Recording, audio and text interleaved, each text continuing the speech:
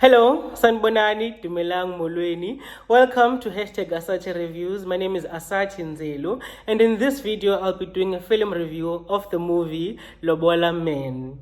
The executive producers are Rithabile Ramaphakela, Katleho Ramaphakela, as well as Tshepo Ramaphakela, the same guys who also produced How to Ruin Christmas.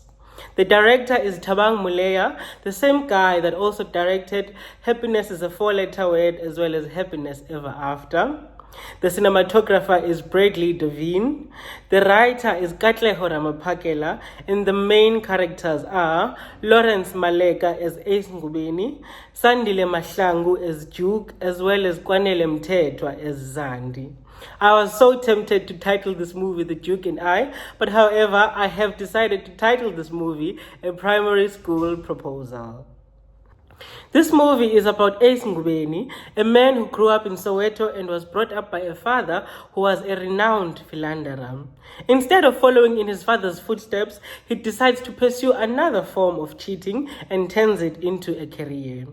Ace Ngubeni has branded himself as an expert lobola negotiator.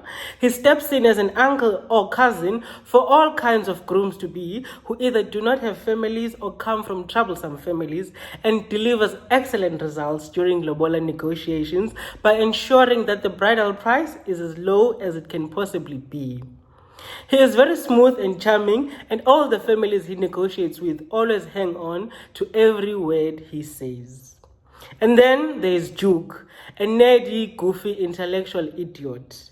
Duke is a tech guy who has developed a very successful dating app and is in a relationship with Zandi, a control freak that is also the daughter of a judge. Duke wants to propose to Zandi, but he is worried that his problematic family will make things worse with Zandi's family, since her father already finds Duke inadequate. At this dilemma, his colleagues suggest that he utilizes the services of the infamous LOBOLA Man. After embarrassing himself a gazillion times trying to convince Ace to take the job, Duke finally gets to introduce Ace to Zandi as a cousin. It turns out that Zandi and Ace have already had their meet cute, where Ace fell in love at first sight with Zandi but was very unsuccessful at hitting on her. Their official meeting with Ace as Duke's cousin doesn't end very well. Ace and Duke hit the ground running as they strategize on how they are going to conquer these lobola negotiations, and as part of their strategy, they find a fake family for Duke, two uncles and an aunt, who are also just as equally problematic. And then the next step is to suss out the opponents. To do this, they honor Zandi's father's invite to go down to Durban and spend time together at a family resort. Whilst they're all out in the sea fishing, Duke embarrasses himself as usual and gets motion sickness, and then being allergic to every motion sickness remedy. Whilst Duke is passed out due to motion sickness, Zandi and her father get a chance to individually develop a strong bond with Ace. At this point, anyone who doesn't know better would be pardoned in assuming that Ace is the groom-to-be. Ace also lands on the information that Duke may not be completely in love with Zandi, but in love with a particular Rachel instead. Soon after that, Duke has to return to Joburg to pitch his app to a potential investor, and Ace remains behind, spending even more quality time with Zandi and further strengthening their bond.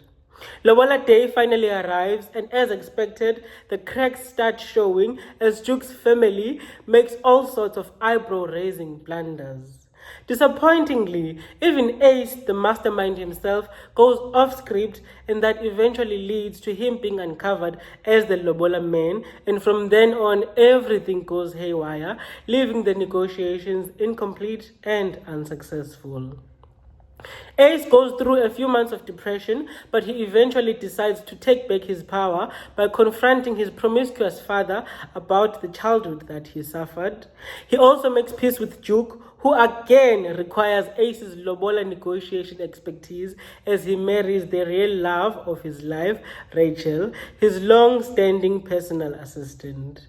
He then ventures to make truce with the person who matters the most, Zandi, and they finally get their own happily ever after. This movie was hilarious entertaining and a very easy watch. However, it didn't start this way. The first few scenes were very awkward. For example, the scene where we got the first negotiation, there's just absolutely no way a bride's family will sit through a negotiation where their daughter is being slut-shamed and even agree with the insults in front of the groom's family. There's just no way. I feel like had that scene been more realistic, it would have actually been funnier. But I also understand that they probably executed it like that to portray Ace's prowess as a negotiator.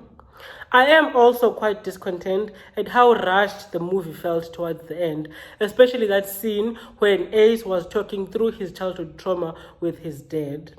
The peacemaking scene between Ace and Duke would also have been more touching and truer to Ace's change of life trajectory had it been Ace who reached out and made amends instead of Duke. My favorite scene, however, is the scene where Ace is with Duke and they are trying to convince Zandi's dad to honor their request for lobola negotiations, and then Ace goes into a swooned rant about how great Zandi is. I like it because I thought it to be a reference to Bridget in season 1, where the Duke tried to convince the Queen Charlotte that he was really in love with Daphne and was not marrying her to hide a foreshadowing shame.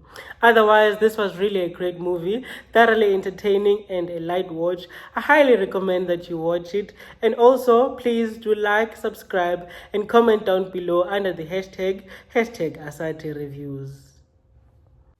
Hi, hello, my name is Asati Nzelu, the presenter, writer, director, and producer of Asati Reviews. If you have reached this point, that means you've watched the whole video of this review, and I thank you so much for that. Kindly continue to support Asati Reviews by subscribing and commenting, and you can also go further by following me on all social media platforms as at Asati Nzelu on Instagram and TikTok, and at Nzelu Asati on Twitter, or as it is now called, X.